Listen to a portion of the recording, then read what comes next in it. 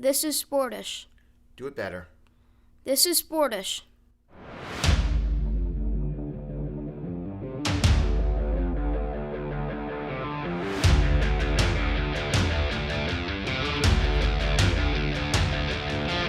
This is Sportish.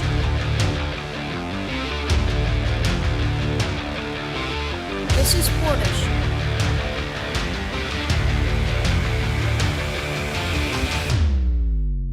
This is Sportish. This is Keith Strudler Sportish, a show involving Keith Strudler and some other people that no one cares about. It started as a podcast ostensibly about sports that we began during a global sports shutdown. Now it is a vanity project for Dr. Keith Strudler, the director of the School of Communication and Media at Montclair State University. No one cares what my name is, and no one cares who's producing this broadcast, making us look all pretty on For the Fans TV. We just thank you, and by we, I mean Keith, for tuning into Keith Strudler Sportish. 48 minutes of Keith Strudler's opinions with no help from anybody else. Keith, how are you today? That's all that matters. I do one nice thing for everybody. I do one nice thing. And I'm sweating now because I just drank out of my new Sportish mug. Yeah, there's one too many faces on that mug. I'm surprised you didn't scratch me off. What are you talking about? I do one nice thing. You wanted to be on demand. You were pestering. Well, our show should be on demand. I'm like, oh, great. It should be on demand. You're right, Jeff. I'm going to make it on demand. So I negotiate I hard negotiate. I work it. By the way, I've done all the negotiating for this show. If it were up to you, if it were up to Geoff Brault Sportish, we would still be airing on a Facebook page yet to be built. I'm the one who got us on TV. I feel like I'm the manager from Spinal Tap right now. I'm the one who got us on TV. And so I got us on TV and I said, hey, could we be on demand? And they said, no problem, Keith. We'll take care of it. I did not tell them. I assumed they were going to write Sportish, the name of the program, the name that by the way, I came up with, by the way, not for nothing. So I thought that I click on the website. They're like, it's up. For whatever reason, and fans, you should go check it out because you can watch all the old episodes now on the website. For some reason, it says Keith Strudler Sportish. I don't know why that is. My guess is they have decided to ride the star power that I bring to the program. If Brad Pitt were on the show, it would be Brad Pitt Sportish. They've decided to hitch on to this shooting star, and Jeff, I recommend you do the same thing. This just ride the wake. Keith, I'm going to ask you a question that I imagine your wife asks you every other day. Why do you think I'm upset? Why do you think that I'm upset? And I'll be upset for Mike Wallace by proxy. Mike doesn't care. Mike doesn't care because Mike is not a prima donna like you are. He's not a diva. Mike right now, if Mike cared to ever show up for a broadcast, Mike would be saying, Keith, thank you. Thank you for getting this show on demand so I can send it to my friends and family. And thank you for getting us all that exposure to give us yet another leg up on our road to stardom. Thank you, Keith. Thank you, Keith, for all you've done. And probably thank you, Keith, for everything you've done for me throughout my young career, including, being my professor and taking me to the Iron Bowl and taking me to the Final Four, even though you were sick as a dog. Thank you for all of that. But you, on the other hand, as ungrateful as you are, why are you upset? You're upset because you're jealous. That's why you're upset. And you want to be mad at someone, and you can't be mad at yourself. So that displaced anger is pointed at me. And I'll take it. I'm a big boy. Here's why the anger is properly placed. All right, in case you haven't been able to follow this, we finally got our show on demand, right? FTFnext.com. You can watch all the old episodes. Check it out. Here's the issue. The title above all of our episodes says Keith Strudler Sportish. Now, I'm not mad that our network decided to title the show that way, the same network that fills our commercial breaks with robots playing poker and throwing axes. I'm not upset that they couldn't quite nail the title of the program on the website. What I'm upset about, Keith, is that after they did that, what did you do? I said, hey, good news. We're up on... We're up on demand. Good news, guys. Yeah, I said you may not like the title. I may have said you may not like it. But you said that to me. What did you say to our network? I look, I use a lot. I use a lot of my political capital to get it up there. If I now go back to them and say, hey guys, I'm going to be that guy, that diva, that talent. And look, as good as we are, everyone's replaceable.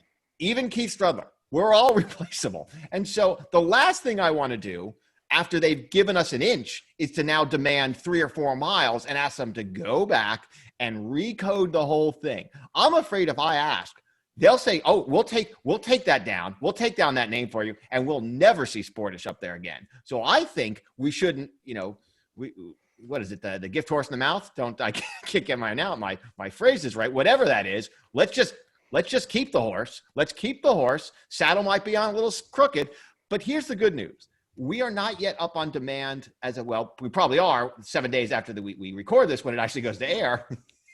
Then the month that transpires, because this is of course Monday evening when we record our program. At some point it will actually be on the For the Fans app, which I also recommend you get on your smart devices, your smart televisions, and so forth. It's a great app. You can just click on it like your Netflix, like whatever you got. You can watch whatever you want: billiards, 7-on-7 football, everything. Right, all this good stuff. You can watch us there. I believe we will be on demand there. So let's wait and see if they get the title correct on that one. Let's just wait and see. Before you get angry about something that hasn't happened yet, let's just wait and see. Okay, well, it already has happened. You can't gaslight me into the fact that the website doesn't say Keith Strudler Sportish. And here's the second question. Are you happy that that's what it says? So there's 2 answers to that. On the one hand, of course. I mean, it's nice to be recognized, right? And I think there's very few things, it's almost Pavlovian, when I see my name like on a website. like I hope I don't ever see my face up on in a post office or something like that, because I'd be like, oh, look at me, there I am. So you know who else does that? The president. President Trump. He'll only read a briefing memo if it has his name in it over and over and over again. So I am now, the reason I'm not happy about it, A, of course, I'm a team player. That's A. B, I didn't want to have this conversation. And yet here we are. I didn't want to have to hear it from you. And so that's the reason it's more of a pain in my rear to have to deal with your attitude on this. And so that versus the joy I have from actually getting the recognition that I rightfully deserve. A team player who doesn't want the team's name in the title. He wants his own name in the title. He doesn't care about the team's name, but claims he's a team player. Charles Barkley and the Suns take on Michael Jordan and the Bulls. Do you value the contributions that Mike and I make? I very much value the contributions that you make to make this product, Keith Strudler Sportish, everything. We should get a separate mug, Keith Strudler Sportish. By the way, not for nothing, these mugs are great, and we've wanted to kind of get you, the listeners and viewers, involved. I haven't seen as much action on Twitter as I expected to see. I want my mug. We're going to make the order, the big charity order. I'd like to see a little bit more interest from the viewers, of course. Maybe Keith Strudler wants to take over the social media for Keith Strudler Sportish. I do the editing. I do the negotiations. I mean, if we want to look, we want to go through and do a work audit. I don't think you're going to be happy with how this all gets laid out, because I put an enormous amount of time into all of this, with the exception of the rundown, which I still do not know what we're talking about today on the program. So that part I haven't gotten to yet. I'm saying, you want to be top dog, it all falls on you. We're putting a little placard on that shelf behind you, and it's going to say the buck stops here, because it now all comes down on your head. It doesn't matter what I say. I can go on and I can offend everybody that I want to offend right now, and it's Keith Strudler Sportish. When they write about it in the New York Times, it's Keith Strudler Sportish that said whatever inflammatory thing I decide to say. So let's be careful how much cover you have given me to truly speak my mind now, because I can light the powder keg that is your life with 5 words. Well, look, if you have a problem, I highly recommend, instead of I don't have a problem at all. If you have a problem, why don't you take it to HR, to Sportish HR? There's an email address, HR@sportish.com. You send a note there, and they will get back to you and decide if you have a valid claim. Here's that rundown that I put together. Me, the person who doesn't get any credit for this program. Here's the rundown that I put together. Also, I want to challenge Eddie that you came up with the name Sportish. I don't know if that's 100% correct or not. No. I don't know that that's correct. No. Now, I don't know if that's correct. Revisionist history now. Revisionist history. I 100%. I came up with Sportish. I came up with the theme music, meaning I bought it. Well, you went to a website and chose it. You did do that. I got Elliot to do the voiceover, and then I made that whole thing, right? I did all of that. Graphics, I made those. You did that, but you didn't even do that. You had someone do that for you. But you didn't make the music. Someone did that for you. I definitely came up with the name. That is 100%. Look, you may have. I don't remember how we came up with the name. You came up with the name The Classroom, which, by the way, is in no way innovative. I came up with the name Sportish, which is innovative.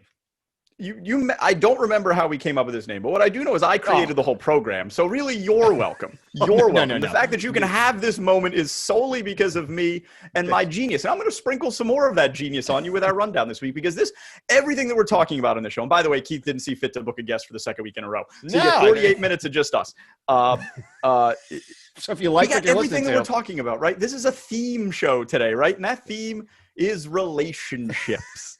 Relationships is the theme of this show. You can see a nice through line weaving through all the topics that we discuss. We're going to start with the relationship between college football conferences, those that are playing and those that aren't playing. And then we're going to talk about the relationship between college football players, their schools, and the NCAA. We're going to move on to more traditional relationships, the relationships between a young man and a young woman. And then we're going to head on over to the NBA bubble, where players that are in relationships with family members or friends can now bring them out to Orlando. And then we're going to finish by actually giving some relationship advice to people that have posted online looking for a little bit of help to get out of some sticky situations. And we'll finish with the father-son relationship featuring the most famous golfer in the world. So that's what we're going to talk about on this program. And Keith, I think we need to start with college football and the conferences that are playing and aren't. When we were on the air last Monday, when we turned on the microphones to record, it was right after the MAC, the MAC, canceled football. The Big Ten and the Pac-12 and the Mountain West have followed. Here the conferences are still playing. The ACC,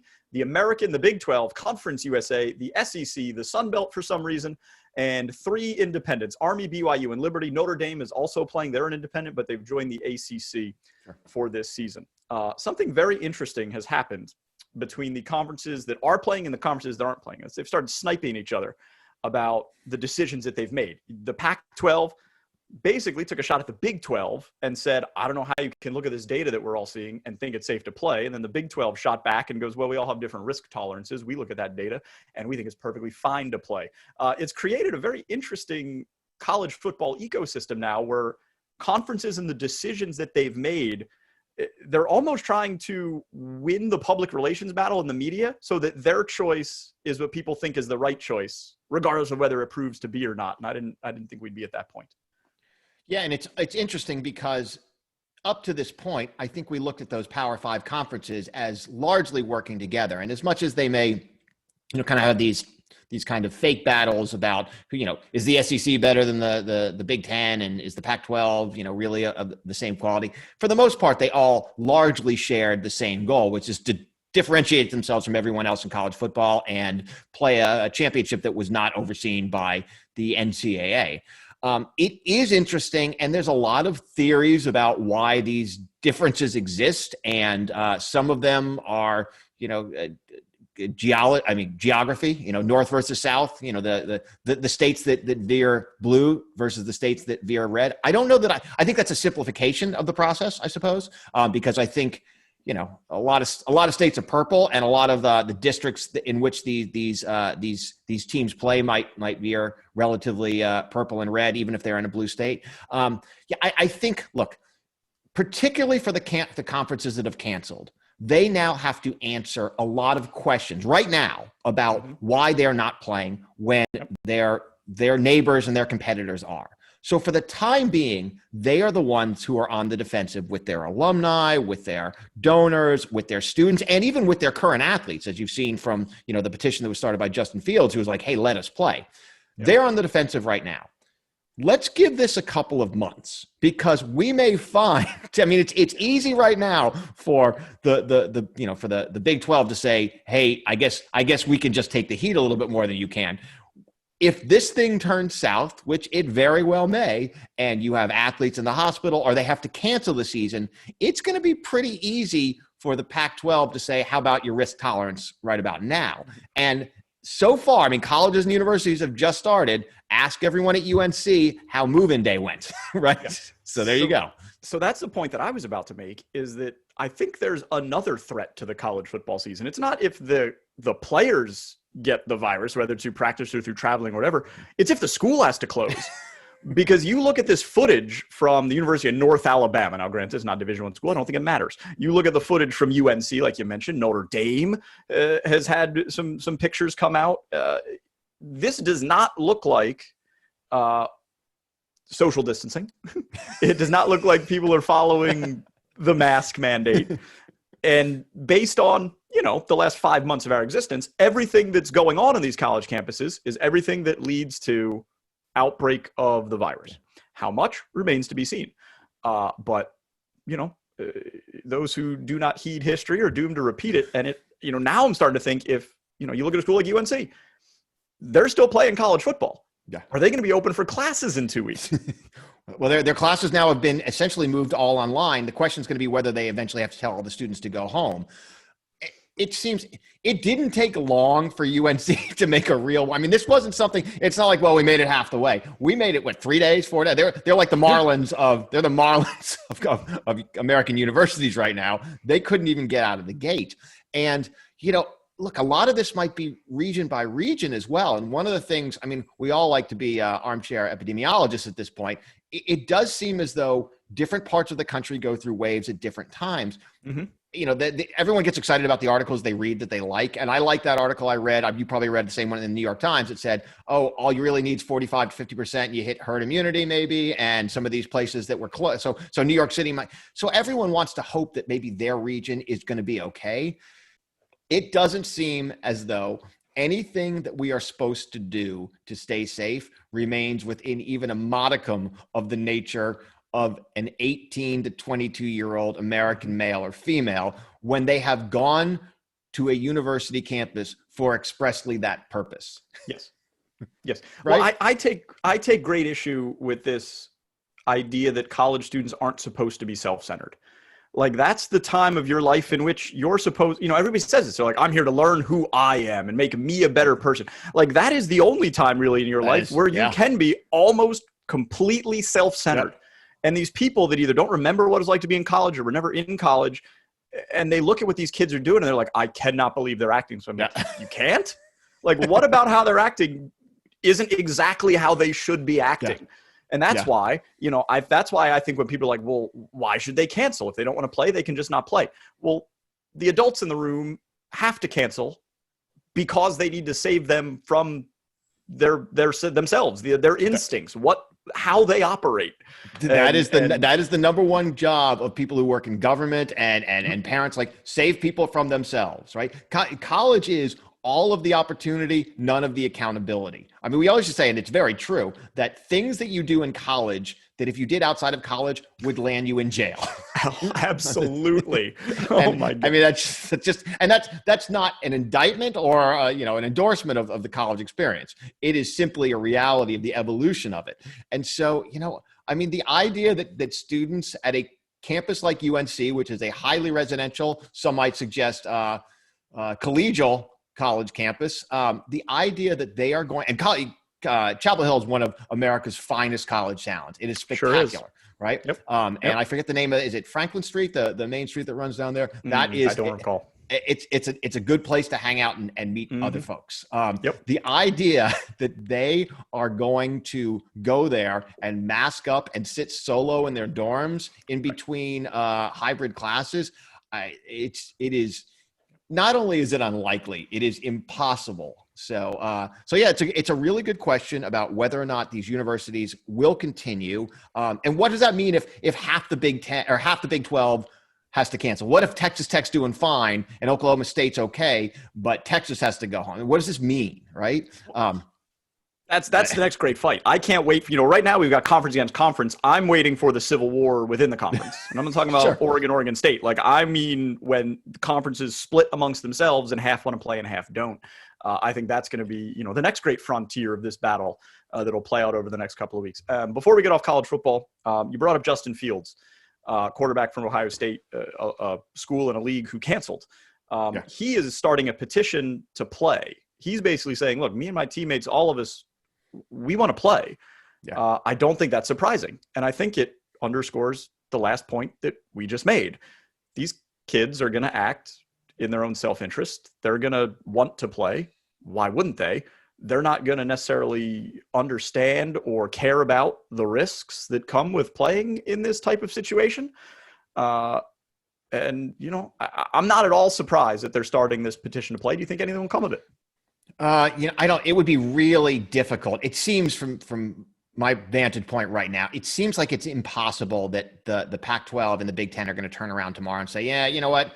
They're right. We want to play. I think they were probably prepared for the heat and the financial hit because they both have networks that are going to suffer mightily in this process. I mean, the Pac-12 network and the Big Ten network. Big Ten network's a juggernaut too, and it's kind of the model for how these things work. I don't think anything's going to come of it, but I think what it does underscore, and I think it should be a moment of pause for all the people who are kind of supporting the player labor movement, who said this is the moment now where players are going to stand up for their rights and they're going to be compensated, and whether that's beyond even just kind of the use of name and likeness, but stipends. I think in the end of the day, what this also reinforces was a lot of athletes are not right now petitioning and hoping and fighting for the opportunity to be compensated correctly and to receive all these other kind of privileges and rights that I think people had said players deserved for a long time. I think what it shows is the relationship between elite athlete and the universities, these elite universities, is largely symbiotic. And I think probably this is a moment for everyone to take a step back and say, look, right now, the vast majority of the public doesn't support paying athletes. And when push comes to shove, the athletes are now asking to play for free under very dangerous circumstances. And Justin Fields is not singular, right? This movement was started, I believe, by the Clemson quarterback who was like, hey, we want to play, right? Trevor Lawrence, yeah. Right. And that was part at the same time that there were some demands about player safety. I think in the end of the day, and we've talked about this a lot, and we've seen a lot of data on this before, whether or not the athletes have an unfair deal, and I think most of us, we certainly have agreed that they do have an unfair deal, they still do want to play with that deal. Yeah. And their unfair deal, by the way, it's almost wrong to call it an unfair deal. Yeah. It's not the best deal they can get. It's not what they're worth. Still a pretty good deal. Yeah, it's a lot of would argue. I mean, it depends. It depends how you feel about the inherent risk of playing college football. I think that becomes. I think basketball is probably a different game than, and I think basketball historically had an issue just because there seemed to be so little priority on making sure there were like reasonable graduation rates. So I think there were some years past where like that was the Bobby Huggins era when if they graduated a player like once every 5 years, it was a big deal. Yeah. So but I agree. I do think we're getting to the point in football where it's kind of like smoking, where if you still do it, you understand that there's a risk involved. Like you're not ignorant of the risks anymore. I don't know if we're exactly there yet with football, but I think we're getting awfully close. And another point about Justin Fields is, we're talking about these college kids being self-centered. Justin Fields got millions of dollars on the line, right? You get drafted first overall, you get drafted 10th overall, you get drafted 20th overall, you get drafted in the third round. There are millions of dollars in between those slots. Oh yeah.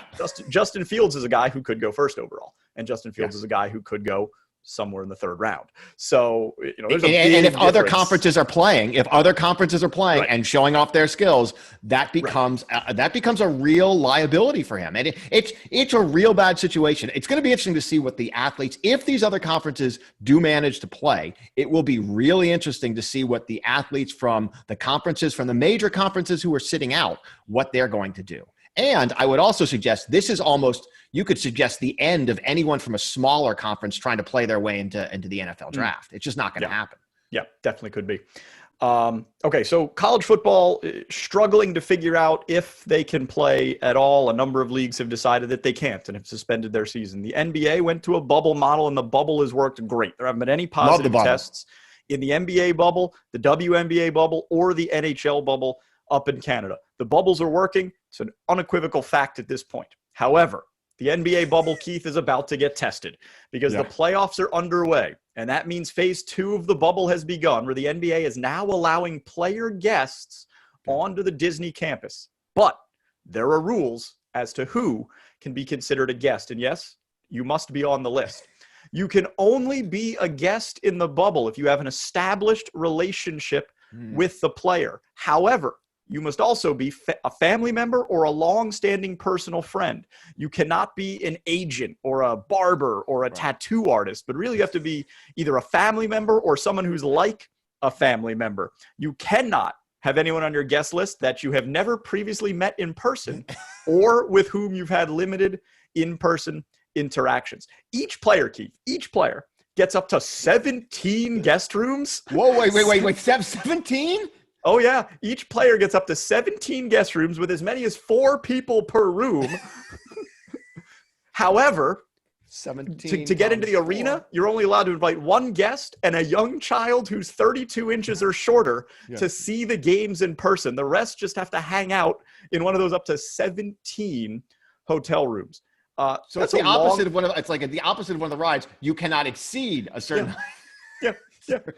That's a really long-winded policy, Keith, to say that you cannot bring your let's say friend with benefits into the bubble. Well, you got to limit it to family members, to people with whom you've affirmed your commitment in front of witnesses and friends and family, and brought pieces of paper into the equation. It does. And it's basically got to be people that aren't business partners or business interests as well. It really has to be just sort of personal support. It's a little surprised you can't bring a tattoo artist in. I mean, it seems like that seems like we could bend the rules a little bit there. So I did read something that one example was this couldn't be someone you just met on social media. Someone who's just kind of giving you a little DM. Correct. Might want to kind of meet up after the game. You can't. No slides. This is not like the NBA or the sports teams that travel city to city and the bus rolls into town and there might be people waiting outside the hotel. No one's going to be waiting outside the hotel. No. So has there been any ruling on how you can prove to someone that your relationship, like what is the litmus of we've met before? Like we know each other. Yeah. So honestly, it sounds like it's going to be a case-by-case basis. Yeah. Guest lists have to be submitted.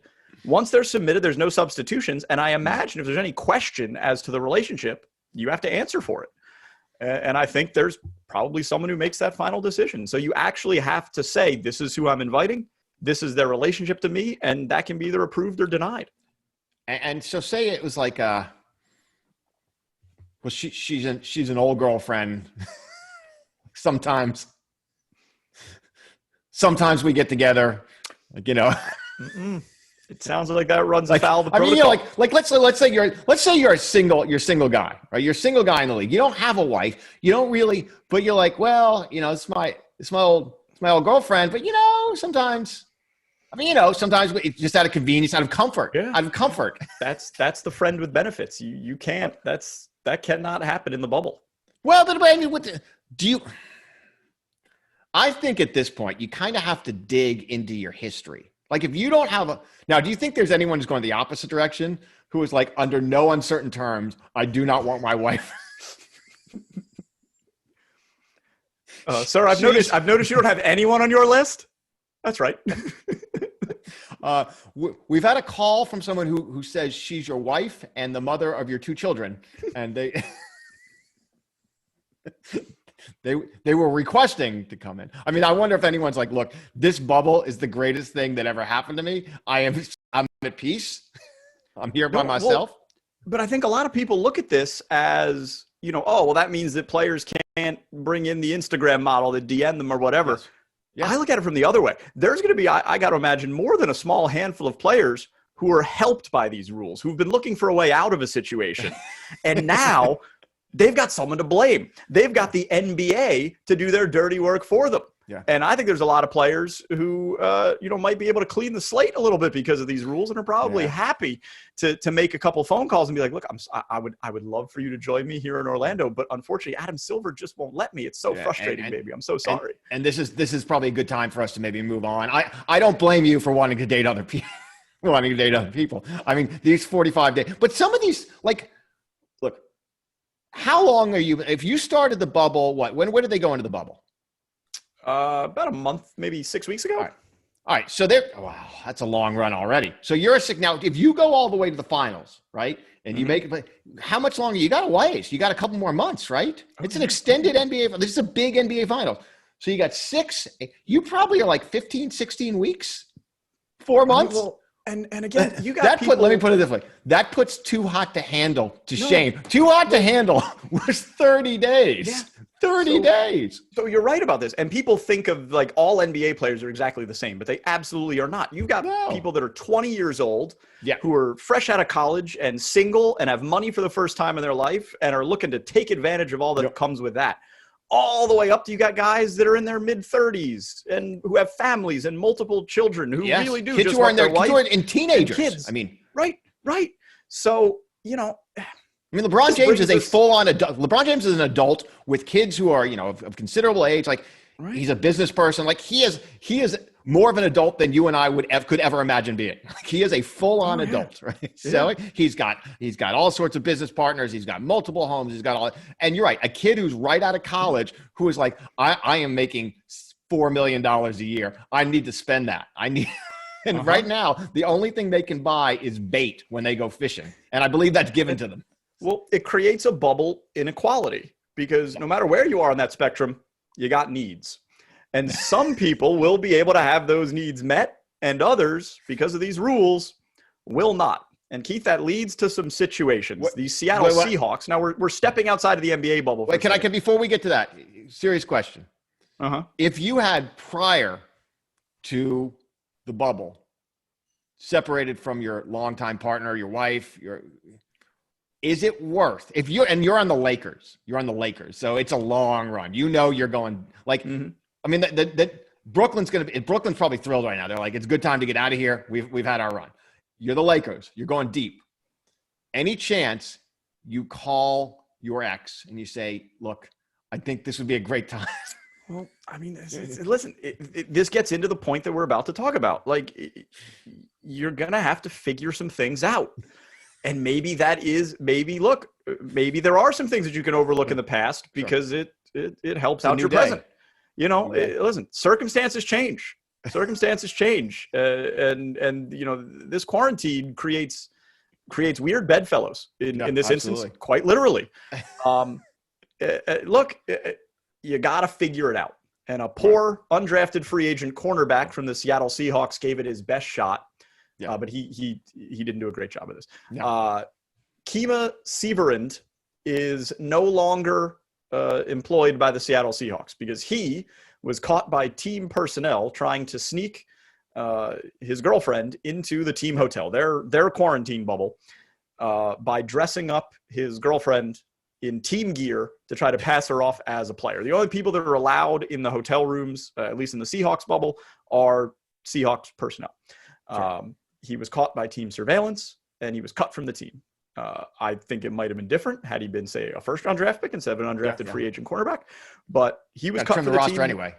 Cut from the team because he did not protect the bubble because he was trying to spend some quality time with his old lady friend. So, Keith, what our friend Kima tried to do did not go great. But from his failure, we may learn how to achieve success. How would you go about sneaking a girlfriend, a friend with benefits, someone who slid into your DMs, into the quarantine bubble without getting caught? There has to be a way. And I think there's a lot of young athletes that need your help and your expertise. There has to be a way to sneak. Now, someone who's never been particularly successful at that venture, shall we say. So he's now, she was wearing team gear, like a team sweatsuit or something like that? Apparently they put her in like a hoodie, but she's also like 5'1". Like she certainly does not look the part of an NFL football player. I mean, it's always the easiest to hide someone in plain sight, right? So there has to be a way, because that's how every movie is. It's always about in plain sight. Yeah. So I'm thinking so he had something there. right? But it was a little bit too clandestine, right? Was she helmet? Do we know if she was wearing a helmet? I know. So this might surprise you about football players. They don't wear the helmets off the field. By the way, I'm still waiting for my Cornell helmet. We got to get back with Andy Knoll and let him know that Keith Strudler Sportish would like the helmet, because I'm supposed to have the helmet behind me. So how would I bring someone? I think you'd have a better shot.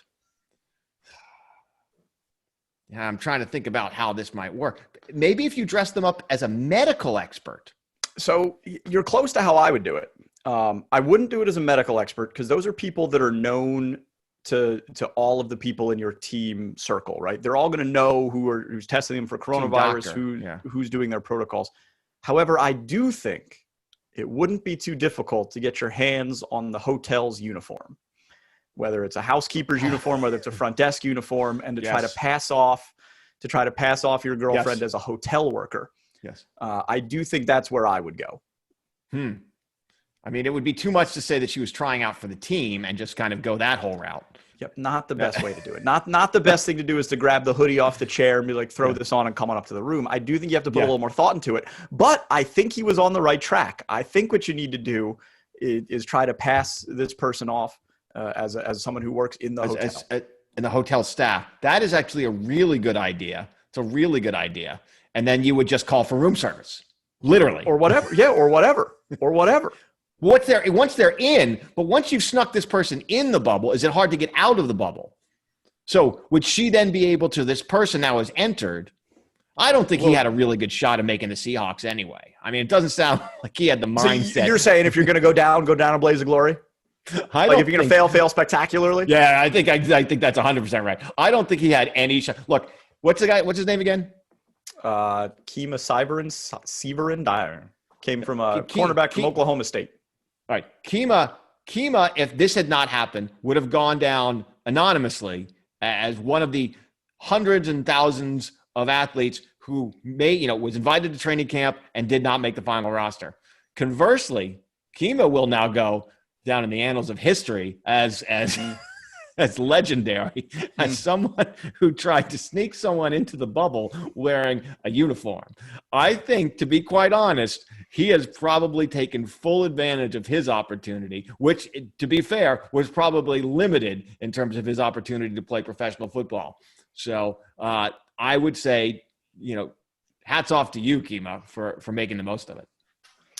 I want to shift gears and talk about the relationship between father and son for a second. Tiger Woods, the greatest golfer of all time, has now taken to. Now, did you just say that before we get? You said that I agree with you, but you said that definitively, despite the fact that many will disagree. Correct?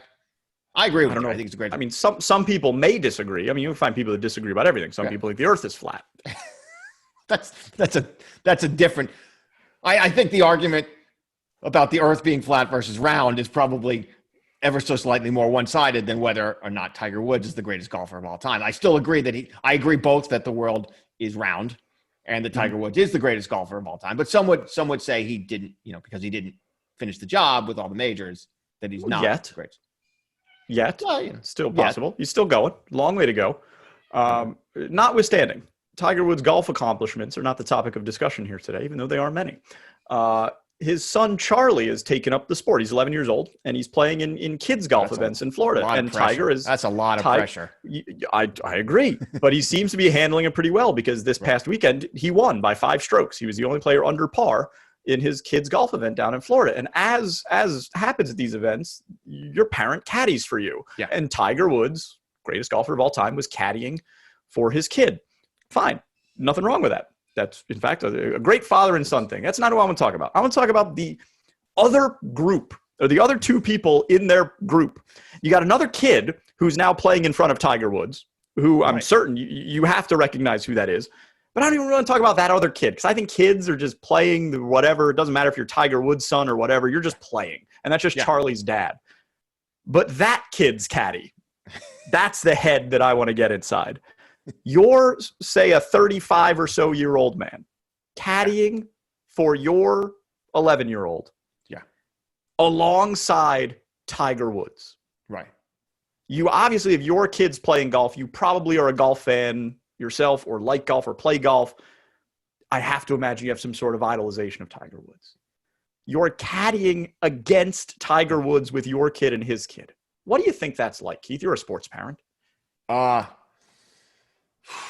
first off, it's probably going to be, you have to remember that you're there to caddy for your kid, because most of the time you're going to be spending most of your time with Tiger, right? You're going to be really focused on him and not paying attention to your own child. So I think it is going to be tough to remember the job at hand.